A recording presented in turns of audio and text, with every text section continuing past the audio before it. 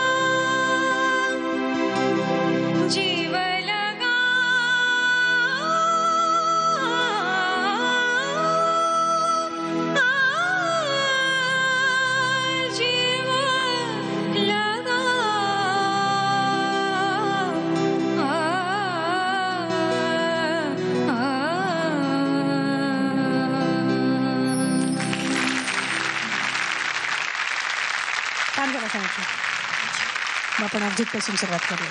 तू खूप छान गायलीस आणि घाबरलेली होतीस, त्याच्यामुळे आवाज फडफडत होता. तू जर का न घाबरता गायली असतीस तर तसं थरथरला नसता. अगदी शेवटचा जो नोट होता जिच्यावरती गाणं संपवलंस, तो सुद्धा त्याच्यानंतर येणारा शेवटचा उच्छ्वास तो देखील हलत होता. पुन्हा मी सांगेन, तुझा आजचा परफॉर्मन्स हा तुझ्या आधीच्या परफॉर्मन्सपेक्षा खूप छान होता, खूप जास्त छान होता. अतिशय अप्रतिम कॉम्पोजिशन आहे आणि तितकीच कठीण आहे. त्याच्यातला जीवलगाचा तू वरचा सूर जो लावलास, अतिशय सुंदर, जोरदार, दमदार आणि छान. खरी कसरत आणि खरी आर्टिस्टची म्हणजे आपण म्हणतो ना की किती साधना आहे आणि काय विचार केला आहे हे कधी कळतं. सगळं केल्यानंतर तुम्ही जेव्हा साला थांबता, लँड होता शेवटच्या सुरावर, ते किती स्मूथली, किती निश्चितपणे की हा सा असा आहे, त्याच्यावरती पूर्ण तुमच्या गाण्याचा डोलारा उभा असतो. मनात तो सा असा छान भिनला पाहिजे. मलाही तो सारखा दिसला पाहिजे, ऐकू आला पाहिजे तुझ्या गाण्यातनं, आणि तरच तुला त्याची भीती वाटायची बंद होईल. सो म्हणजे श्वासाचं ऍडजस्टमेंट, त्याबद्दल थोडीशी भीती होती. श्वास हा, श्वासाचा शृंगार म्हणजे सूर आहे. क्या बात आहे, क्या बात आहे. तर श्वासाला घाबरून नाही चालणार, तर शृंगार आहे त्याचा. प्रेमाने कर, मग काय आपलं होऊन जाईल. तर ओके,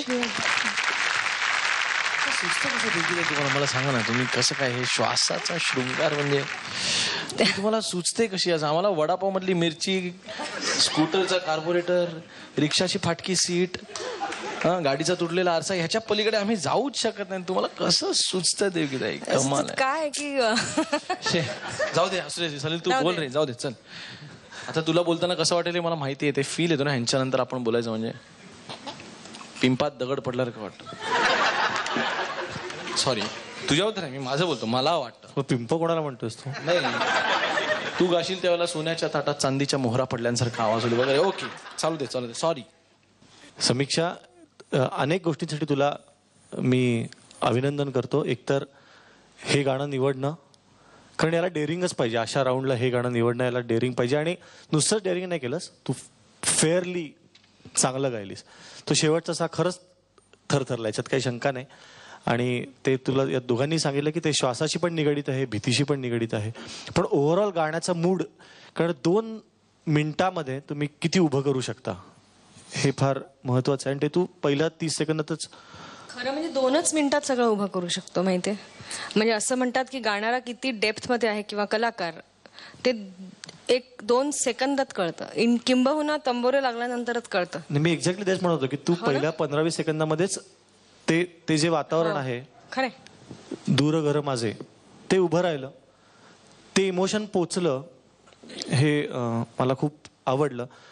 अभिनंदन. असा प्रयत्न करणं पण अभिनंदनीय असं वाटतं. So Samiksha, all the best.